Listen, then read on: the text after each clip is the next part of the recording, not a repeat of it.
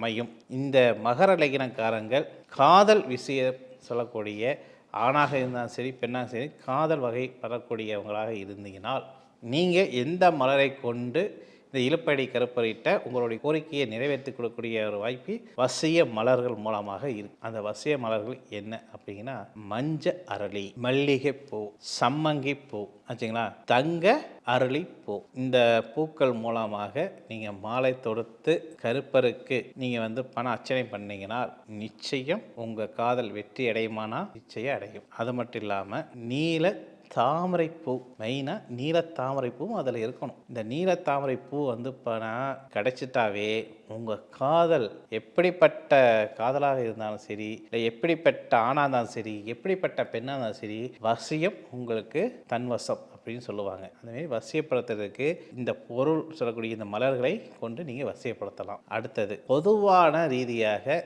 நமக்கு பார்த்தீங்கன்னா கருப்பர் மூலமாக நன்மை ஏற்படக்கூடியது அமைப்பு எதுன்னு கேட்டிங்கன்னா மகர லக்னக்காரங்கள்